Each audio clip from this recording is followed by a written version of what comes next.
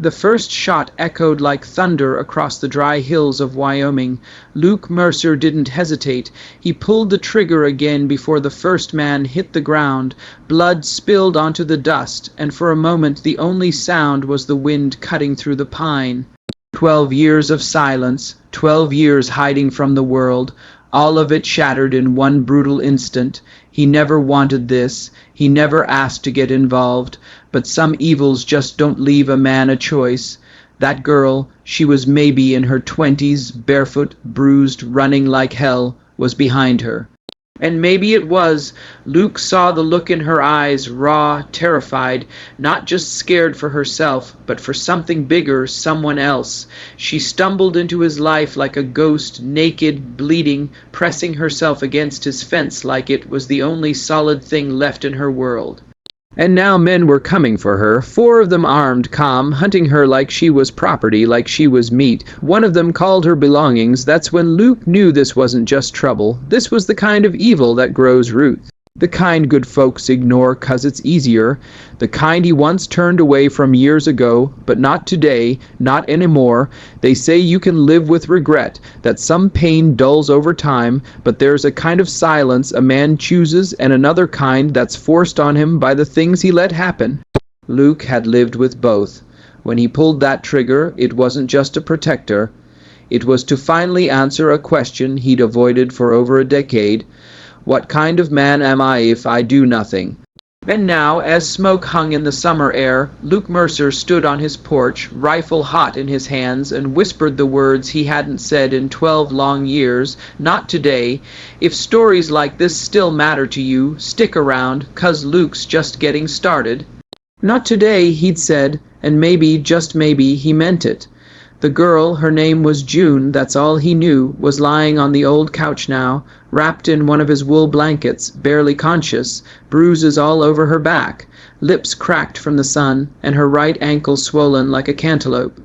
Luke didn't know what the hell he was doing. 12 years of living alone made him good at fixing fences and gutting fish, not bandaging broken people. He poured her a glass of water, sat it on the wooden crate he used as coffee table, and just watched her breathe, slow, shaky, like she was afraid even her lungs might betray her. He hadn't seen eyes like that in a long time. And God help him, they looked just like Sarah's. Sarah Mercer, 14, vanished without a trace. One summer night, gone like smoke. The official story said she ran away. The unofficial one, folks whispered things Luke tried to forget. Men in wagons, a scar, faced stranger asking questions too late. That was 12 years back, and now this girl June shows up looking like she just crawled out of the same nightmare Sarah disappeared into. Coincidence maybe, but the timing didn't sit right. Luke rubbed his face and looked out the window. Dust clouds were settling. Ward's men had pulled back for now, but they'd be back. He could feel it in his teeth. And the worst part, he still didn't know what he was up against. June had whispered something before passing out. They own me. She'd said, they own all of us. Luke didn't ask who they were. He already knew.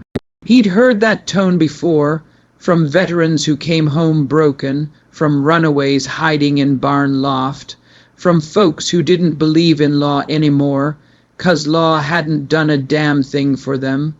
Luke stood, grabbed the rifle again, and sheathed the ammo. He didn't know what kind of war he was walking into, but this time he wasn't walking away walking. June came to just before dawn. Luke heard her stir, that half-awake sound people make when they're not sure if they're dreaming or dying. She tried to sit up, winced hard, and grabbed her ribs. He moved slow, careful not to startle her. You're safe, he said, for now. She looked at him like he was a ghost. Then her eyes darted to the windows. Her voice came out cracked and horsero. You shouldn't have helped me. Luke shrugged. Too late now. She closed her eyes like she was trying to disappear again. Then real quiet. She said the part that stuck to Luke's ribs like bad news. They're coming for me and they'll kill you too. He didn't ask who. He didn't need to. What mattered was why, and June finally told him.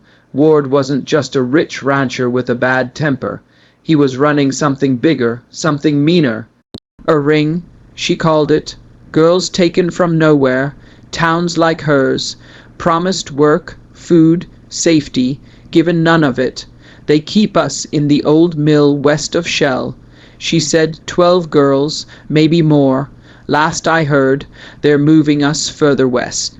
Somewhere no one comes back from. Luke felt his stomach turn. 12 girls just like Sarah's age, and when she vanished, June took a breath and said one more thing, and it was the kind of thing you don't forget, even if you try. One of the girls, her name's Ruth, 14, says she hasn't seen her mama in 6 months. Ruth, Luke dropped into the old wooden chair like his bones gave out. That name, it tore open something he'd tried to bury for over a decade. Sarah had a friend named Ruth. They used to braid each other's hair on the porch, eat watermelon till they got sick, talk about how they'd both leave this dusty town someday. Now one of them was gone and the other may be stuck in that mill. Luke rubbed his face trying to make sense of it. What if Sarah never ran? What if she was taken just like these girls? And if that was true, how many more had been lost while good folks stayed quiet? He looked at June. She wasn't just a victim, she was a witness, maybe the only one left, and now she was his responsibility. Luke stood and looked west. He didn't have a badge, a backup, or a damn clue what waited at that mill, but he had a rifle and a reason. And for the first time in 12 years, that was enough. The old mill outside Shell had been abandoned for years. At least that's what folks believed. Luke knew better now.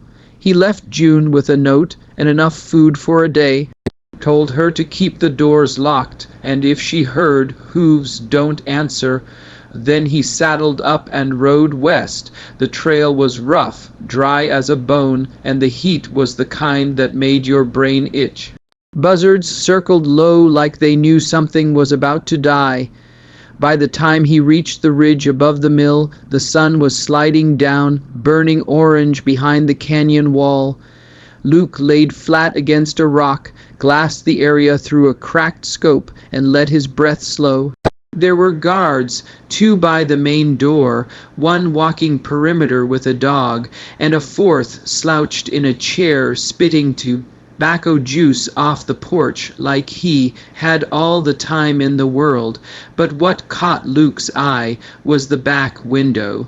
It had bars, and behind those bars, for just a second, he saw movement, a shadow, then a small hand pressing against the pane, hesitant, hopeful, then gone. Someone was in there. No, someone's. Luke counted his bullets.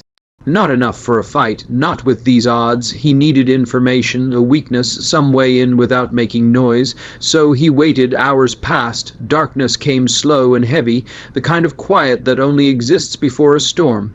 Then, just before midnight, something changed. A wagon rolled in, heavy canvas draped over the back. 1 man drove. 2 armed men followed on horseback. They spoke briefly with the guards, then backed the wagon into a side entrance. From where Luke lay, he couldn't see inside, but he could hear crying. Not loud, just the kind that leaks out when someone's trying real hard not to be heard. He felt his jaw clench. Whatever this was, it was bigger than he'd thought, more organized, more cruel. And now that he'd seen it, he couldn't unsee it. Luke didn't sleep that night. He stayed hidden, watching that mill like a hawk circling prey. Every hour he saw things that turned his stomach. Men treating people like cattle. Young girls moved like ghosts. And that wagon, it never came back out. At sunrise, he made his decision, not because he had a plan, not because it was safe, but because walking away meant becoming the kind of man who looked the other way again.